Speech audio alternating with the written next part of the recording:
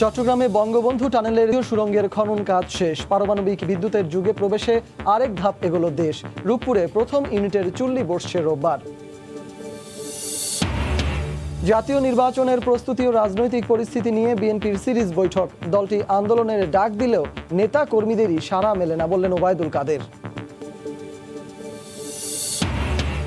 কিউকমে বিনিয়োগের টাকা ফেরতের দাবিতে মানববন্ধন। প্রতিষ্ঠানটির হেড অফ সেলস আর যে নীরব একদিনের রিমান্ডে, দায়ীদের বিরুদ্ধে ব্যবস্থা নেবে সরকার। সপ্তাহ ব্যবধানে রাজধানীতে ফের ঊর্ধ্বমুখী ডেঙ্গুর প্রকোপ। ঢাকার বাইরে থেকেও আসছেন রোগী। উপসর্গেও পরিবর্তন। 7 মাস পর এক অঙ্কে নামল করোনায় মৃত্যু।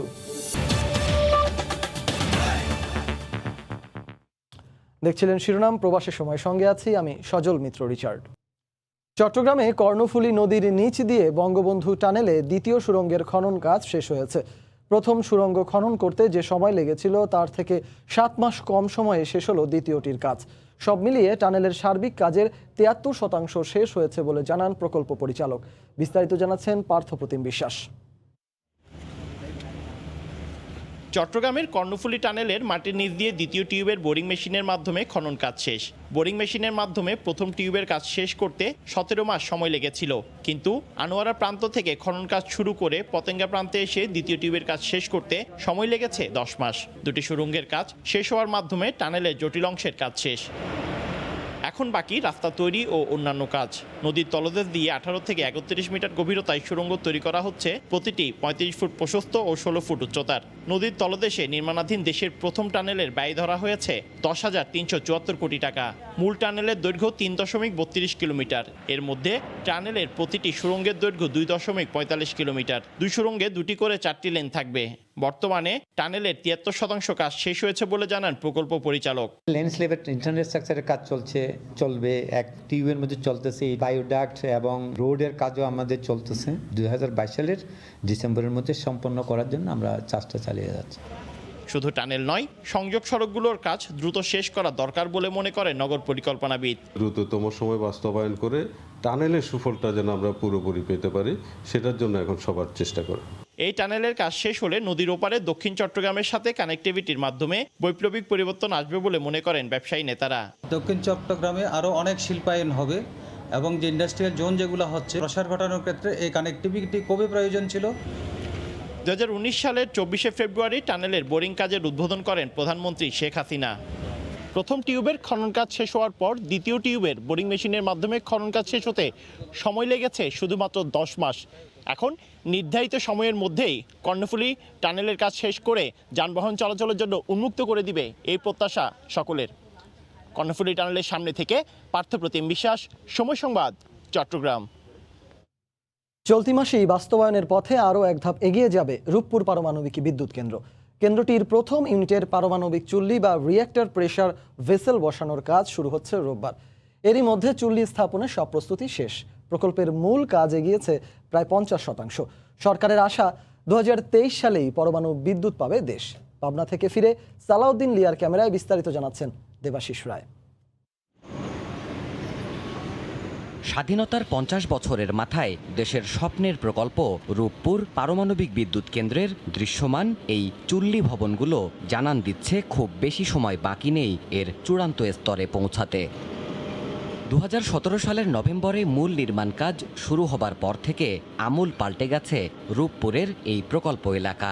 প্রথম ইউনিটের রিঅ্যাক্টর ভবন প্রায় প্রস্তুত। ভৌত অবকাঠামোতে এগিয়ে যাচ্ছে দ্বিতীয় ইউনিটও। পরমাণু বিদ্যুৎ কেন্দ্রে যে যন্ত্রে নিউক্লিয়ার ফুয়েল বা ইউরেনিয়াম থেকে বিদ্যুৎ উৎপাদন করা হবে তার মূল কাঠামোকে বলা হয় রিঅ্যাক্টর প্রেসার ভেসেল বা পরমাণু চুল্লি। এসব বিদ্যুৎ কেন্দ্রের প্রাণ হিসেবেই বিবেচনা করা হয় এই বিশেষ যন্ত্রাংশকে। এটি স্থাপনের জটিল কাজ সম্পন্ন করার মাধ্যমেই গুরুত্বপূর্ণ মাইলফলক অর্জিত হবে বলে মত প্রকল্প বাস্তবায়নে থাকা কর্মকর্তাদের। রিঅ্যাক্টর প্রেসার ভেসেল আমরা বসাচ্ছি, তারপরে পরে যেটা আসবে আমাদের স্টিম জেনারেটর। তাতে যে গুরুত্বপূর্ণ 6টি যে অঙ্গ, এর মধ্যে 4টাই রিঅ্যাক্টর বিল্ডিংয়ে প্লেস করা আছে। ইউনিট 1-এর যত গুরুত্বপূর্ণ যন্ত্রপাতি সবগুলোই মূলত এই বসে যাচ্ছে। রাশিয়ার রাষ্ট্রায়ত্ত পরমাণু সংস্থা রোসাটমের কারিগরি তত্ত্বাবধান ও নকশায় এখানে ব্যবহার করা হবে পরমাণু প্রযুক্তির সবশেষ সংস্করণ VVER 1200 টাইপের 2টি রিঅ্যাক্টর। প্রথম ইউনিটের জন্য 4টি স্টিম জেনারেটর, প্রেশারাইজার, হাইড্রো অ্যাকোমোডেটর ও কুল্যান্ট পাম্পের মতো ভারী যন্ত্র এখন রূপপুরের মাটিতে। এই বছরের মধ্যে প্রকল্পের 50% কাজ সম্পন্ন করব, আর পরবর্তী যেগুলো থাকলেও সব যন্ত্রপাতি স্থাপনের কাজ 2023 সালের মধ্যে আমরা আশা করব কমিশনিং কাজ সম্পন্ন করতে পারবো। রোববার প্রধানমন্ত্রী শেখ হাসিনা ঢাকা থেকে ভিডিও কনফারেন্সে এই প্রকল্পে চুল্লি স্থাপনের কর্মযজ্ঞ উদ্বোধন করার কথা রয়েছে।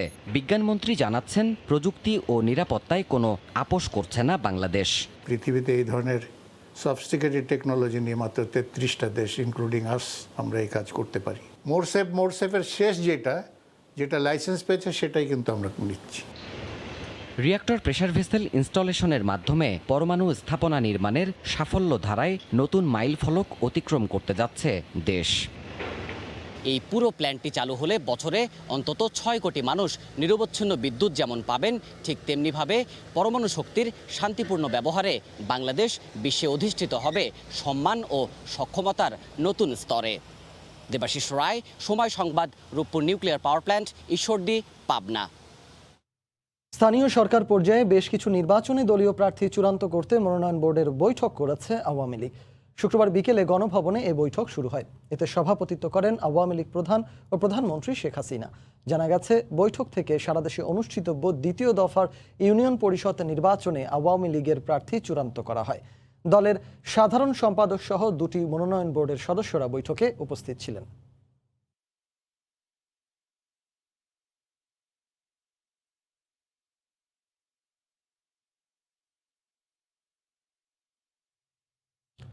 13 বছরে বিএনপি বহুবার আন্দোলনের ডাক দিলেও জনগণ তো দূরের কথা, দলটির নেতা কর্মীরাই সাড়া দেননি বলে মন্তব্য করেছেন আওয়ামী লীগের সাধারণ সম্পাদক ওবায়দুল কাদের।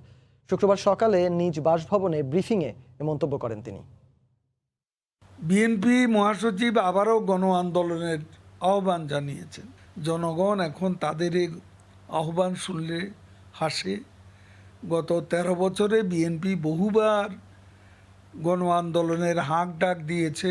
গত 13 বছরে তারা রাজপথে একটি উল্লেখযোগ্য মিছিলও করতে পারেনি।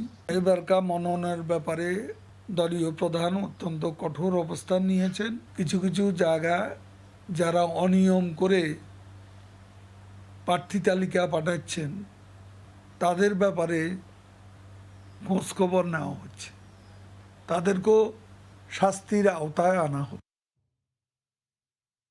জাতীয় নির্বাচনের প্রস্তুতি ও রাজনৈতিক পরিস্থিতি নিয়ে বিএনপির সিরিজ বৈঠক চলছে।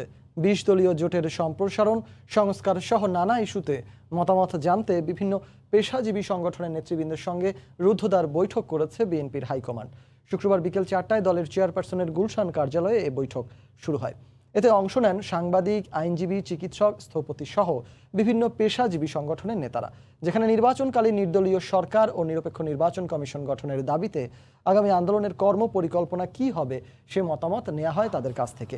এছাড়া দ্বাদশ সংসদ নির্বাচনকে সামনে রেখে ডান বাম সহ সমমনা বিভিন্ন রাজনৈতিক দলের সঙ্গে জোট সম্প্রসারণ ও বর্তমান 20 দলীয় জোট নিয়ে কি ভাবনা পেশাজীবীদের তাও উঠে আসে আলোচনায়। একই ইস্যুতে গত মাসে 2 দফায় 6 দিন দলের বিভিন্ন স্তরের নেতাদের সঙ্গে সিরিজ বৈঠক করে বিএনপি। তারই ধারাবাহিকতায় চলতি সপ্তাহে তৃতীয়বারের মতো 2 দিন বৈঠক করবে দলের হাইকমান্ড।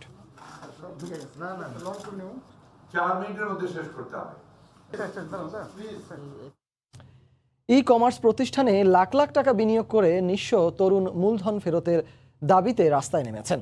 শুক্রবার বিকেলে রাজধানীর শাহবাগে কিউকমের প্রতিষ্ঠানের কাছে পাওনা টাকা ফেরত চেয়ে মানববন্ধন করেন গ্রাহকরা। সরকারের নির্ধারিত গেটওয়ের মাধ্যমে ই কমার্সের টাকা পরিশোধ করেও এখন সে টাকাও ফেরত পাচ্ছেন না বলে অভিযোগ করেন তারা। কিউকম ই কমার্সের অফারের ফাঁদে পড়ে লাখ লাখ টাকার পণ্য অর্ডার করেন গ্রাহকরা। তাদের মধ্যে একজন রাজধানীর নতুন বাজার এলাকার চা দোকানি অর্চনা রানী। 7 লাখ টাকার পণ্য একাই অর্ডার করেন তিনি। যদি আমি ফেরত না পাই, আমার আত্মহত্যা করা ছাড়া আর কোনো উপায় থাকবে না। শুক্রবার বিকেলে তার মতো বহু কিউকম গ্রাহক আসেন রাজধানীর শাহবাগের মানববন্ধনে। কিউকম কাস্টমার অ্যাসোসিয়েশনের দাবি, এই প্রতিষ্ঠানে পণ্য অর্ডার করেছেন প্রায় 30,000 মানুষ।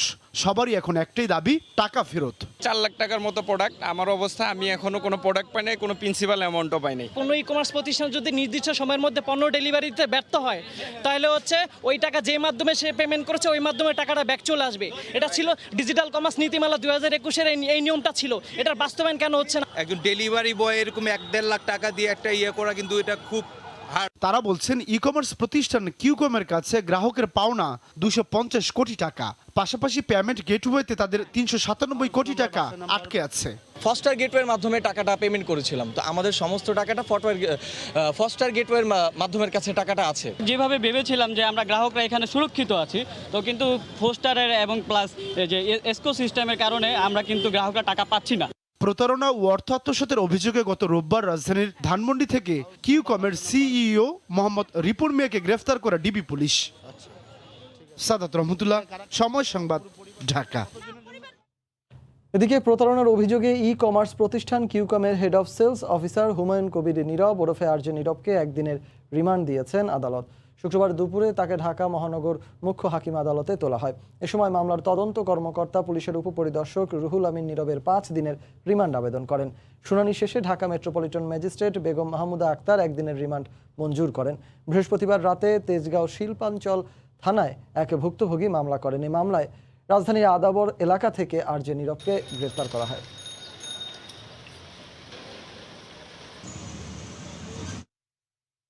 কোনো ই কমার্স প্রতিষ্ঠান দুর্নীতি করলে ব্যবস্থা নেওয়া হবে বলে জানিয়েছেন বাণিজ্য মন্ত্রী টিপু মুনশি।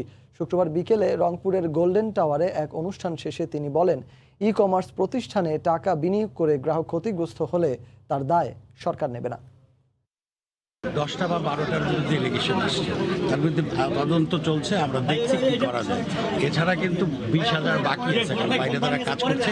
আমরা চাই ই কমার্স ব্যবসা ভালো চলুক, যারা অপরাধ করেছে তাদের বিরুদ্ধে ব্যবস্থা। 1.5 লাখ টাকার মোটরসাইকেল 1 লাখ টাকায় পাচ্ছে, তখন তো সরকারকে বলেনি এত সস্তায় আমরা পাচ্ছি। সেটা অ্যাবনর্মাল প্রাইসে তারা নিয়েছে, এই আমাদের ক্রেতাদেরকে সেই ইটা সম্বরণ করতে হবে।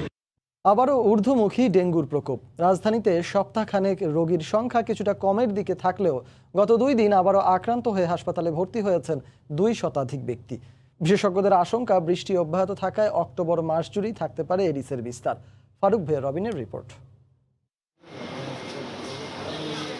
রাজধানীর শনির আখড়া এলাকার বাসিন্দা তাসলিমা হোসেন ডেঙ্গুতে আক্রান্ত হয়ে ভর্তি রাজধানীর মিটফোর্ড হাসপাতালে। তবে উদ্বেগ নিজেকে নিয়ে নয়, বেশি ভাবাচ্ছে ক্লাস 9-এ পড়ুয়া সন্তান ভর্তি একই হাসপাতালে ডেঙ্গু ওয়ার্ডে। খুবই কষ্টকর, এটা যার হয়েছে সে বলতে পারবে হয়তো।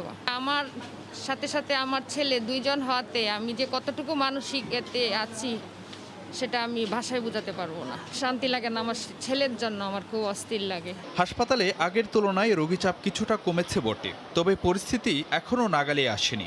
শঙ্কার বিষয় হলো হঠাৎ করে আবারও ঊর্ধ্বমুখী ডেঙ্গুর প্রকোপ। 6 দিন 200-র নিচে থাকার পর গত 2 দিন ধরেই দৈনিক আক্রান্তের হার আবারও 2 শতাধিক। রাজধানীর বিভিন্ন এলাকায় যেমন কমছে না রোগী, তেমনি ঢাকার বাইরে থেকেও আসছেন অনেক ডেঙ্গু আক্রান্ত।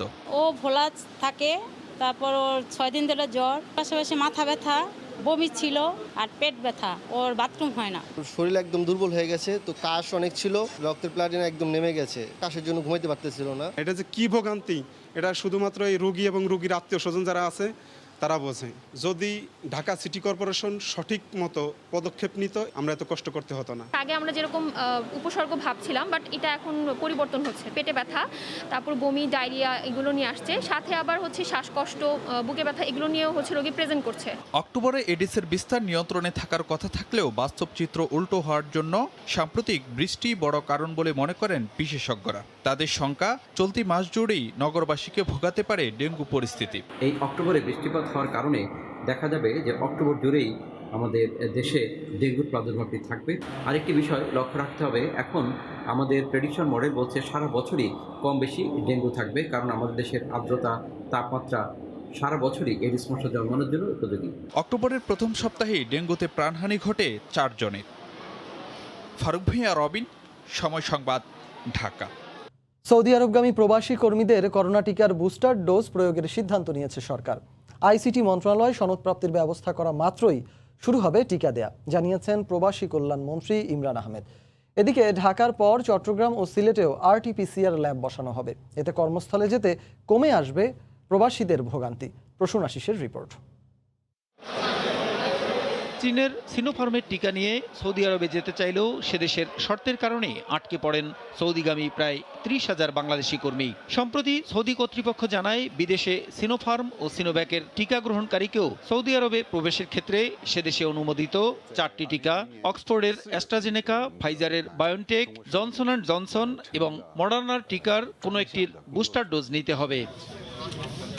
এই বিষয়টি বিবেচনায় নিয়ে সৌদিগামী কর্মীদের করোনা প্রতিরোধে টিকার বুস্টার ডোজ দেওয়ার সিদ্ধান্ত নেওয়ার কথা জানিয়েছেন প্রবাসী কল্যাণমন্ত্রী। বুস্টার ডোজের সনদ প্রাপ্তির ব্যবস্থা হলেই রাজধানীর 7টি সেন্টার থেকে বুস্টার ডোজ প্রয়োগ করার কথা জানান তিনি। সৌদিগামী কর্মী যারা আছেন ওরা আটকে আছে, সিদ্ধান্ত হয়েছে বুস্টার ডোজ দেওয়া হবে। প্রবাসী কর্মীদের জন্য 7টা সেন্টার ঢাকায় যেটা ঠিক করা হয়েছিল ওখান থেকে দেওয়া হবে, বা তার আগে আইসিটি মন্ত্রণালয় সার্টিফিকেট যে ঠিক মতন বের হবে এই রেফারেন্সে, এটার ব্যবস্থা ওনারা করে তারপর আমরা এটা চালু করব।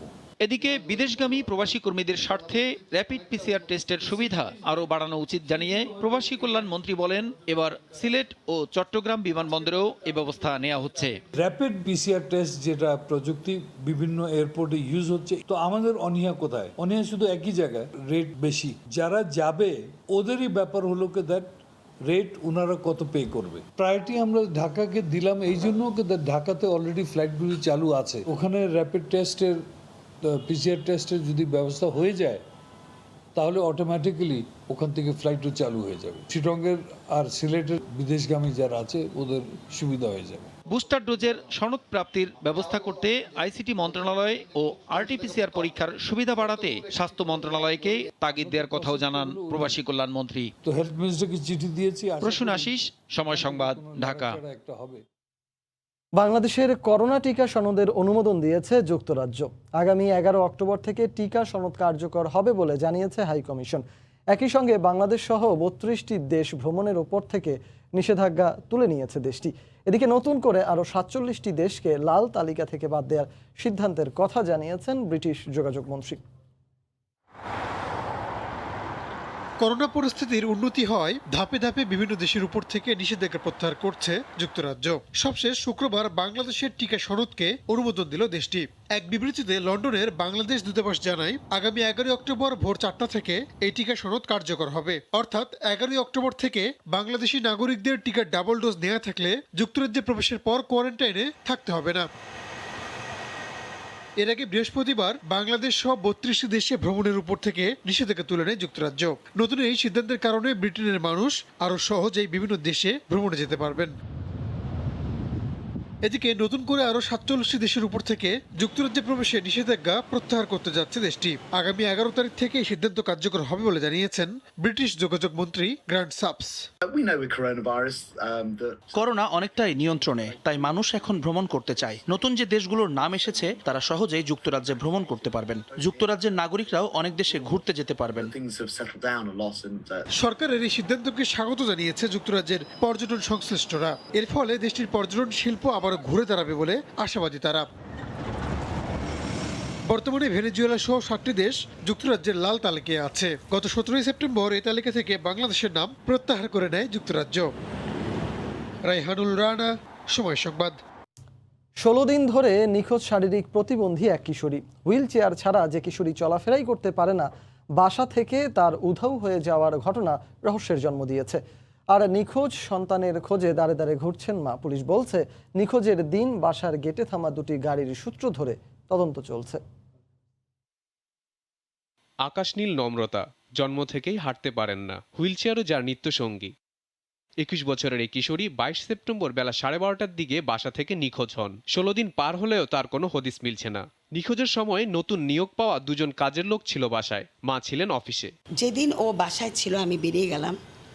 এরপরে আমি এসে আমার ম্যানেজার একসময় আমাকে ফোন করছে, ওর হুইল চেয়ারটার নিচে পড়া, কিন্তু বাসায় নাই। আসার পরে বাসার দরজা বন্ধ, তালা লাগানো, চাবিও নাই। দরজা খুলে ঢুকলাম। ঢুকার পর যে দুজন বুয়া ছিল ওদেরকে জিজ্ঞেস করলাম, মেয়ে কোথায়? বলে কেউ একজন বেল টিপ বাজালো, তখন উনি আসছিল। এরপর জানি না। সন্তানের সন্ধান দাবিতে মা ঘুরছেন দাঁড়ে দাঁড়ে, করেছেন থানায় জিডি। যে কোনো মূল্যে সন্তানকে ফেরত চান তিনি। আমাকে যদি খালি এইটুক জানতে পারি আমার বাচ্চাটা বেঁচে আছে, আমাকে একবার হ্যালো বলবে, মা আমি ভালো আছি, মা আমার জন্য একটু খাওয়া পাঠাও, বা কিছু এইটুক, আমি 1 নাম্বার খালি এইটুক জানতে চাই আমার বাচ্চাটা বেঁচে আছে। পুলিশ বলছে পাশের বাসার সিসিটিভির ফুটেজে নিখোঁজের দিন বাসার সামনে থামা দুটি গাড়ির সূত্র ধরেই তদন্ত চলছে। আমরা সর্বদিক দিয়ে ফোন, মোবাইল চেকিং এবং আনুষঙ্গিক যে বিষয়গুলো আছে, যে সাসপিসিয়াস যে ঘটনাগুলো সবগুলো আমরা ট্রাই করছি। একটু রেজাল্ট আমরা পাচ্ছি না, দেখা যাক। গাড়ি দিয়ে আসলে ফুটেজ বেশি দূর পাওয়া যায়নি, গাড়ির নাম্বারটা আমরা বের করতে পারিনি, কারণ এই ফুটেজটা স্পষ্ট এবং খুবই ঝাপসা। যে কিশোরী হাঁটতেই পারে না, বাসা থেকে তার উধাওয়ের ঘটনা তাই রহস্যের জন্ম দিয়েছে। হাসিবুল হাসান, সময় সংবাদ, ঢাকা। চলাফেরা করেন 7 কোটি টাকা দামের গাড়িতে, তার দেখা পেতে সিরিয়াল নিতে হয় 1 লাখ টাকা দিয়ে। যে কোনো তদবিরের জন্য নেন কমপক্ষে 10 লাখ টাকা। বলছি গোয়েন্দা পুলিশের হাতে আটক কথিত সচিব পরিচয় দানকারী আব্দুল কাদেরের কথা। প্রাথমিক জিজ্ঞাসাবাদে ক্যাসিনো কাণ্ড ও নানা অভিযোগে গ্রেফতার জিকে শামীম ও আলোচিত ধনকুবের প্রিন্স মুসা বিন শমশেরের সঙ্গে তার সংশ্লিষ্টতা পাওয়া গেছে। সাধারণ মানুষের বিশ্বাস অর্জনের জন্য রাজধানীর অভিজাত এলাকায় 5 লাখ টাকা দিয়ে অফিস ভাড়া করেন অভিযুক্ত আব্দুল কাদের। তার দাবি অনুযায়ী 30 জন সচিব বহু সামরিক বেসামরিক ব্যক্তিদের নিয়ে গড়ে তোলেন কনসোর্টিয়াম বা সংঘ। সাধারণ মানুষকে বড় অঙ্কের লোন ও সরকারি কাজ এবং তা সাবকন্ট্রাক্টে পাইয়ে দেওয়ার নামে বিপুল পরিমাণ টাকা আত্মসাৎ করায় তার উদ্দেশ্য। পুলিশ বলছে বহুল আলোচিত ধনকুবের প্রিন্স মুসা বিন শমশেরের ড্যাটকো গ্রুপের লিগ্যাল অ্যাডভাইজারের দায়িত্বে ছিলেন স্কুলের গণ্ডি না পেরোনো এই প্রতারক। শুধু তাই নয়, সংশ্লিষ্টতা রয়েছে টেন্ডারবাজি, মাদক মামলা, ক্যাসিনো কাণ্ড সহ নানা অভিযোগে গ্রেফতার যুবলীগের নামধারী নেতা জিকে শামীমের সাথেও। অতিরিক্ত সচিব পরিচয়ে প্রতারণা ও কোটি কোটি টাকা আত্মসাতে অভিযুক্ত কাদের রাজধানীর গুলশানে গড়ে তোলেন সততা প্রপার্টিজ। বৃহস্পতিবার রাতে গুলশানে অভিযান চালিয়ে মূল হোতা আব্দুল কাদের সহ 5 জনকে গ্রেফতার করে গোয়েন্দা পুলিশ। আমার স্যারের সাথে দেখা হলো 1 লক্ষ টাকা লাগবে। 1 লক্ষ টাকা তাকে বলে যে আমার 30 জন সচিব আছে কনসাল্ট করতে, সেখান থেকে তাকে 10 লাখ। যদি 10 লাখ টাকা দিতে নাও পারে, অন্তত 2 লাখ টাকা, এই তার হলো ব্যবসা। আমরা দেখতে পেয়েছি আসলে তার সাথে কেউ নেই। সে শুধু পাইলাম যেটা পেলাম, প্রিন্স মুসা বিন শমশের, সে তাকে 20 কোটি টাকার চেক দিছে এবং সেও নাকি 10 কোটি টাকার চেক দিছে এবং তার অনেক ছবি টবি দেখলাম। জিকে শামীমেরও ব্যবসায়ী, সে হলেন অ্যাডভাইজার। প্রতারক চক্রের সঙ্গে রাঘব বলদের যোগাযোগ রয়েছে জানিয়ে পুলিশ বলছে প্রয়োজনে জিকে শামীম, আলোচিত প্রিন্স মুসা বিন শমশেরকেও জিজ্ঞাসাবাদ করা হবে। আমরা মুসা বিন শমশেরের সাথে কথা বলবো, তাকেও আমরা তদন্তের সাথে নিয়ে আসবো যে কেন তার সাথে এই লেনদেনগুলি হয় এবং কিভাবে একটা নন মেট্রিক লোক আপনার এটা এত বড় একটা, আপনি বলতেছেন যে কোম্পানির অ্যাডভাইজার কিভাবে হয়, সেটা আমরা তদন্ত করি। ভুয়া প্রতারকদের ধরতে আইনশৃঙ্খলা বাহিনী তৎপর রয়েছে বলেও জানিয়েছে পুলিশ।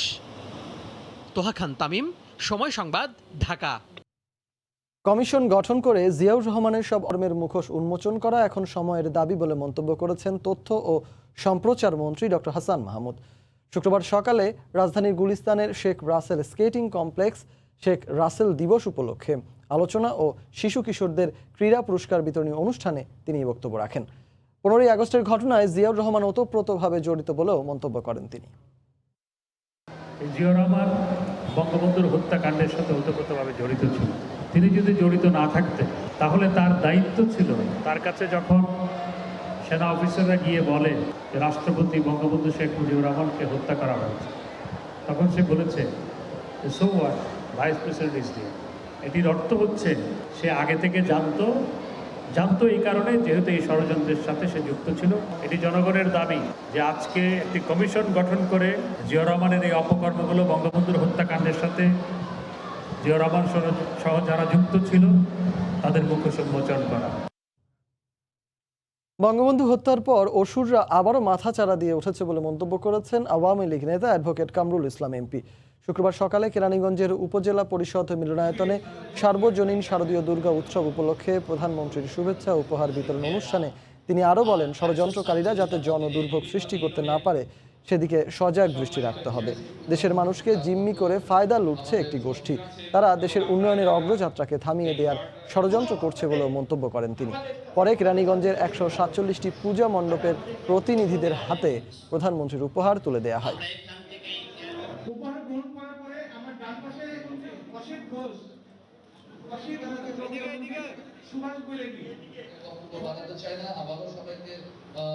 পঁচাত্তরে জাতির জনক বঙ্গবন্ধুকে নির্মমভাবে হত্যা করার পর আবার সেই অসুরেরা মাথাচাড়া দিয়ে উঠেছে। অসুরেরা বাংলাদেশের রাজনীতিতে যাতে অশান্তি সৃষ্টি করতে না পারে, সন্ত্রাস সৃষ্টি না করতে পারে, জনদুর্ভোগ সৃষ্টি যাতে না করতে পারে, তার জন্য আমাদেরকে সজাগ থাকতে হবে। যারা ফ্যাসিবাদী সরকার কায়েম করেছিল বাংলাদেশে 2001 থেকে 2006 পর্যন্ত, তাদের যাতে নির্মূল হয়, আমরা সেই মানুষরূপে ওষুধের বিনাশ করব। মাছ ধরার নিষেধাজ্ঞায় চাঁদপুরে কয়েক হাজার জেলের আয়ের পথ বন্ধ হয়ে গেছে। সংসার খরচ চালাতেই হিমশিম অবস্থা অনেকের। এ অবস্থায় ঋণ পরিশোধ করতে গিয়ে আরও বাড়ছে দেনা। সরকারিভাবে চাল সহায়তা দেয়া হলেও অর্থ সহায়তার দাবি জেলেদের। নাইমুল ইসলাম নীরবের তোলা ছবি ও ফারুক আহমদের পাঠানো তথ্য নিয়ে রিপোর্ট। জেলে হাসান আলীর স্ত্রী আয়শা বেগম 8 সন্তান নিয়ে পরিবারে সদস্য সংখ্যা 10 জন। প্রজনন মৌসুমে নদীতে মাছ ধরা নিষিদ্ধ থাকায় জেলে স্বামীর আয়ের পথ বন্ধ। তার উপর রয়েছে ঋণের বোঝা। এখন ধার দেনা করে কোনো মতে জীবন বাঁচানোর যুদ্ধ তাদের। একই অবস্থা চাঁদপুর সদরের আনন্দবাজার এলাকার নদীপাড়ের 4 উপজেলার কয়েক হাজার জেলে পরিবারের। তারা বলছেন, সরকার নিষেধাজ্ঞাকালীন যে চাল দেয় তা দিয়ে হয়তো কিছুটা অভাব দূর হয়, কিন্তু দৈনন্দিন বাজার সহ অন্যান্য খরচ মেটানো নিয়ে তাদের দুশ্চিন্তার কমতি নেই। সরকারের কাছে আর্থিক সহায়তাও চান অসহায় জেলেরা। গাঙ্গের কাম করা অনেক বন্ধ, 22 দিনটা লেগিয়া এখন অনেক কষ্টে যাইতেছে না। এ তো কিস্তি আয় করছে, অনেক টাকা ঘর নাই, গুছাইতে পারিনি, কইতো নিবি। এটার লগে যে তেল নুন মাছ তরকারি লাকড়ি সব কিছুই লাগে, সেটা তো আপনারা নিজেরই বোঝেন, আপনারাও তো খানা খান। দেরি হয়ে গেল আর কি, এতে আমরা খুশি আছি। স্থানীয় জনপ্রতিনিধি ও উপজেলা প্রশাসনের দাবি, চাল বরাদ্দ ও বন্টনে কোনো গাফিলতি নেই। সরকারের নির্দেশনা অনুযায়ী জেলেদের সহায়তা দেওয়া হচ্ছে। বরাদ্দটা পাওয়ার সাথে সাথে আমরা জেলেদের খবর দিয়ে সাথে সাথে আমাদের 20 কেজি চাল ওনাদের হাতে পৌঁছে দিই। আমরা চালের ডিওটা পেয়েছি 29 তারিখে এবং 3 তারিখের মধ্যে আমরা যত চেয়ারম্যান আছে, ইউপি চেয়ারম্যান, সবাইকে উপবরাদ্দ দিয়েছি। সরকারি তালিকা অনুযায়ী জেলায় জেলে পরিবারের সংখ্যা 44,035টি। সময় সংবাদ, চাঁদপুর। ফ্রান্সে শারদীয় দুর্গাপূজা উদযাপনের ব্যাপক প্রস্তুতি শুরু হয়েছে। গেল বছর করোনার কারণে সনাতন হিন্দু ধর্মাবলম্বীদের সবচেয়ে বড় ধর্মীয় উৎসব উদযাপন করা না গেলেও এবার বেশ আড়ম্বরপূর্ণভাবে পূজা পালনের লক্ষ্যে এখন প্রস্তুতি চলছে বাংলাদেশি কমিউনিটিতে। জমে উঠেছে কেনাকাটাও। ফ্রান্স থেকে বিস্তারিত জানাচ্ছেন লুৎফুর রহমান বাবু। করোনা সংকটের কারণে গেল বছর ফ্রান্সে বসবাসরত সনাতন হিন্দু ধর্মাবলম্বীরা তাদের সবচেয়ে বড় ধর্মীয় উৎসব শারদীয় দুর্গাপুজো পালন করতে পারেননি। তবে এবার পরিস্থিতি অনেকটা স্বাভাবিক হওয়ায় আড়ম্বরপূর্ণভাবেই তাদের এই বড় ধর্মীয় উৎসব পালনের লক্ষ্যে এখন তারা প্রস্তুতি নিচ্ছেন। গত বছর আমরা করোনার জন্য দুর্গা উৎসব করতে পারিনি, তো এবার আমরা প্রিফেকচার থেকে অলরেডি অনুমতি নিয়েছি। বিভিন্ন স্বাস্থ্যবিধি, হেলথ পাস এগুলি নিয়ে আমরা যতটা সম্ভব নিয়ম শৃঙ্খলাভাবে দুর্গাপূজা উৎসব পালন করবো। এবার আমরা এখন শেষ মুহূর্তে আছি। এটা শুরু হয়ে গেছে 6 মাস আগের থেকেই, কারণ আমাদের এখানে তো দেশের মতো প্রতিমা পাওয়া যায় না, তাই আমাদের ওখান থেকে অর্ডার দিয়ে নিয়ে আসতে হয় কারোতে করে। এটা অলরেডি চলে আসছে। আমরা 4 দিন ব্যাপী সাংস্কৃতিক অনুষ্ঠান আয়োজন করতে যাচ্ছি। আমাদের ষষ্ঠী থেকে আমাদের সাংস্কৃতিক অনুষ্ঠান শুরু হবে। এদিকে শারদীয় দুর্গোৎসব উপলক্ষে ফ্রান্সের বাংলাদেশি কমিউনিটির ব্যবসা প্রতিষ্ঠানগুলিতেও এখন ব্যবসা বেশ জমজমাট হয়ে উঠেছে, আর কেনাবেচাও বেশ ভালো হচ্ছে বলে জানিয়েছেন ব্যবসায়ীরা। এই বছর যেহেতু পূজা হচ্ছে, আসলে অনেক সেল হচ্ছে, অনেক কাস্টমার, অনেক আমরা অনেক সময় দেখা যায় দোকানে জায়গাই দিতে পারি না, এরকম অবস্থা, খুব জমজমাট অবস্থা এখন। বাংলাদেশ ও ভারত মিলিয়ে ফ্রান্সে এবার 12টি অস্থায়ী পূজা মণ্ডপে শারদীয় দুর্গোৎসব পালিত হবে বলে জানা গেছে, আর সেই লক্ষ্যে এখন বেশ জোরে সুরে প্রস্তুতিও চলছে। একদিকে কেনাকাটায় ব্যস্ত সময় পার করছেন হিন্দু ধর্মাবলম্বীরা, অন্যদিকে চলছে পুজোর প্রস্তুতি। তবে পূজা মণ্ডপে আসা দর্শনার্থী ও অন্য সবাই যেন স্বাস্থ্য সুরক্ষা মানেন, তার জন্য সবার প্রতি আহ্বান জানিয়েছেন আয়োজকেরা। মোহাম্মদ লুৎফুন বাবু, সময় সংবাদ, প্যারিস। দেশভাগের স্মৃতিকে মনে করিয়ে দিলেন দক্ষিণ কলকাতার বরিশা ক্লাবের দুর্গাপূজার আয়োজকরা। এবার তাদের থিম দেশভাগ, যার নাম দেয়া হয়েছে ভাগের মা। বিষয়ভিত্তিক পূজার আয়োজন করে বেশ কয়েক বছর ধরেই কলকাতায় আলোচনায় এই ক্লাবটি।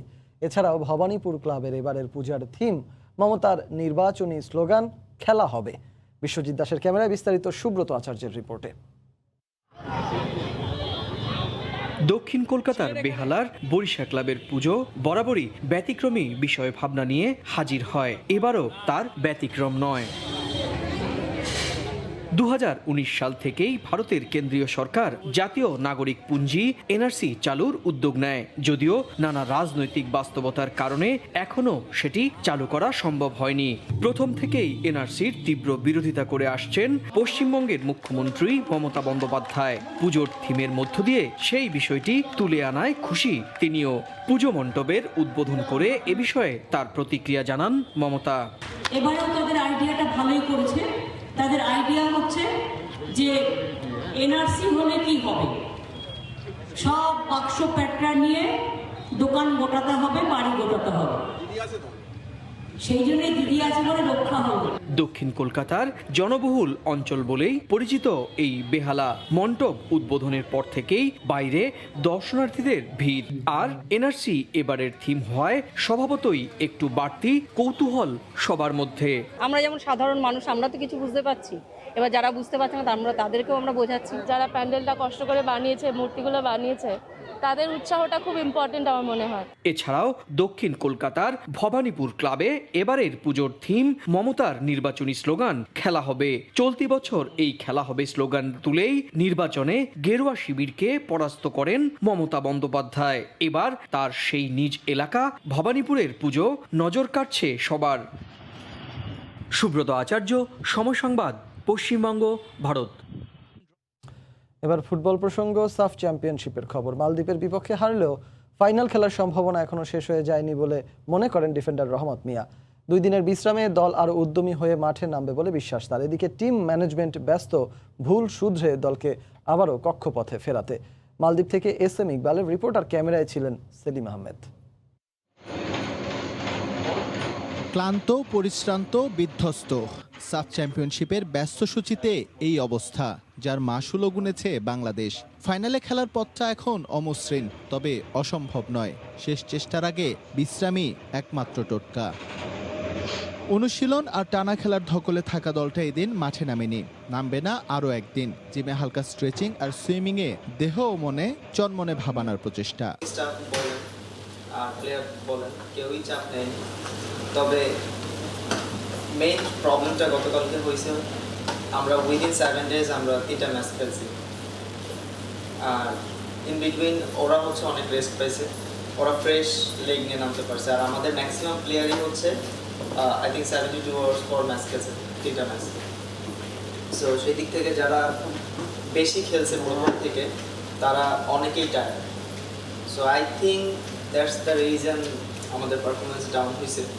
বাংলাদেশের হারে লাইফলাইন পেয়েছে মালদ্বীপ।